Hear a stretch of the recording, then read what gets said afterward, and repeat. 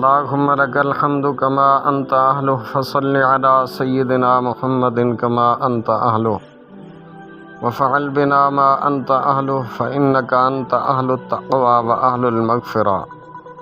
اللهم صل على سيدنا ومولانا محمد وعلى آل محمد عبدك ورسولك وصل على المؤمنين والمؤمنات والمسلمين والمسلمات.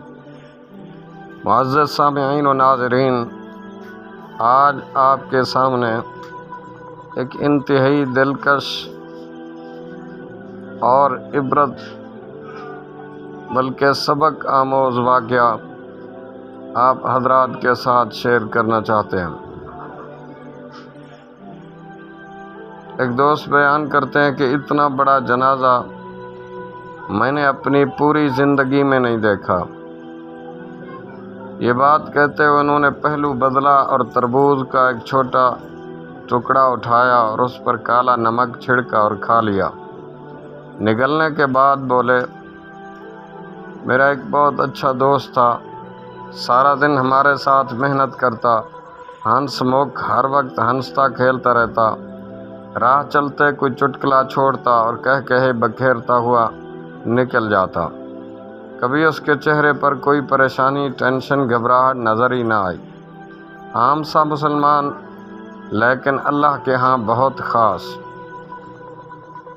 عام سا مسلمان تھا، حتیٰ کہ کبھی کبھار مسجد میں جھلک پڑتی، مگر عموماً نماز کے وقت مسجد میں بھی نظر نہ آتا تھا۔ ذکر تسبیح کرتے تو اس کو کسی نے دیکھا ہی نہ تھا، مگر جب اس کا جنازہ دیکھا تو ہر شخص حیران تھا۔ ہمارے علاقے کی جنازہ گاہ بہت بڑی ہے، بہت کم ایسا ہوا ہے کہ جنازہ گاہ مکمل کبھی بھری ہو، مگر اس نوجوان کے جنازے پر جنازہ گاہ مکمل ہونے کے بعد باہر بھی بہت زیادہ لوگ تھے۔ بہت لوگ بعد میں پہنچے، جنازے سے بھی رہ گئے۔ نہ جانے کہاں کہاں سے لوگ دوڑ کر آ رہے تھے اور اس جوان کے جنازے میں شامل ہو رہے تھے۔ میرے عزیز مسلسل تربوز اٹھا رہے، نمک چھڑک رہے اور کھا رہے، اور ساتھ انتہائی سنجیدہ انداز میں مجھے ایک جنازے کا احوال سنا رہے تھے۔ کہتے ہیں عید الفطر کا دوسرا دن تھا، میں اپنے اس عزیز سے عید ملنے گیا تو باتوں میں انہوں نے مجھے بتایا کہ ہماری فیکٹری جس میں یہ ملازمت کرتے ہیں، اس کا ایک نوجوان ہمارا کلیگ تھا، لاہور کے قریب ایک شہر سے ہجرت کر کے لاہور آیا تھا اور جہاں پہلے کرائے پر پھر اپنا چھوٹا سا مکان بنایا اور سارا دن ہمارے پاس رہتا۔ اس کے علاوہ اپنی 2 گاڑیاں بھی بنا لیں جو رینٹ پر چلتی تھیں، ایک لوڈر گاڑی بنائی جو ہماری فیکٹری میں ہی چلتی، اور ادارہ اس کا بھی ماہانہ دیتا تھا۔ 4 سے 5 سال میں اس نے اتنی ترقی کی، اس کے بقول میرے رزق میں بہت برکت ہے، ہمیشہ خوش رہتا تھا، مگر کبھی اس نے اس خوشحالی، برکت، سکون و اطمینان کا راز کسی کو نہیں بتایا، بلکہ ہم نے اکثر تجسس بھی کیا، جستجو بھی کی اور کھوج لگانے کی بھی کوشش کی کہ آخر اس کی کمائی آتی کہاں سے ہے۔ ہم میں سے سینئر ہیں، ہم ایک گاڑی نہ لے سکے، اس کے پاس 3 ہیں، ہم آج بھی مشترکہ گھر میں رہتے ہیں، علیحدہ پلاٹ نہ لے سکے، اور اس نے باہر سے آ کر اپنا گھر بھی بنا لیا۔ ایک دن روڈ کراس کر رہا تھا کہ چنگچی رکشہ اس سے آ کر ٹکرا، سر پر چوٹ لگی، 3 دن ہسپتال میں بے ہوش رہنے کے بعد وفات پا گیا، مگر اس کے جنازے نے تمام رازوں سے پردہ اٹھا دیا۔ میرے عزیز نے جب یہ بات کہی تو میں چونک پڑا، تکیے سے ٹیک لگائے بیٹھا تھا تو سیدھا ہو کر بیٹھ گیا اور پوچھا کون سا راز؟ بتانے لگے، ہم جب اس کے جنازے میں شامل ہوئے تو امام صاحب جو کافی عمر میں بڑے تھے مسلسل رو رہے تھے، بار بار اس کا چہرہ دیکھتے، چومتے اور رونا شروع کر دیتے۔ ان امام صاحب کے پیچھے ہم نے پہلے بھی جنازے پڑھے تھے، مگر یہ چیز ہم سب کے لیے ایک نئی تھی کہ آخر امام صاحب اس شخص سے اتنی محبت عقیدت کیوں فرما رہے ہیں۔ جب تمام افراد جنازہ گاہ میں آ گئے تو اچانک امام صاحب نے سپیکر میں بات فرمائی اور کہا کہ آج جس شخص کا آپ لوگ جنازہ پڑھنے آئے ہیں، اس کا ایک راز میرے سینے میں دفن ہے جو اس نے اپنی زندگی میں کسی کو بھی بتانے سے منع کیا تھا۔ مگر اب جب کہ یہ اس دنیا میں نہیں، اس کے دنیاوی سارے معاملات سمٹ گئے ہیں، لہٰذا اب میں آپ لوگوں کو بتا رہا ہوں۔ جب یہ نیا نیا اس علاقے میں آیا تو عشاء کے وقت اس نے مجھے آ کر اکیلے میں کہا کہ مجھے رات مسجد کے تالے کی ایک چابی مل سکتی ہے، میں نے تہجد کے وقت مسجد کھولنی اور تہجد ادا کرنی ہے۔ میں نے اس کی طرف دیکھا، پہلی مرتبہ کسی نوجوان نے مجھ سے ایسی بات کی تھی۔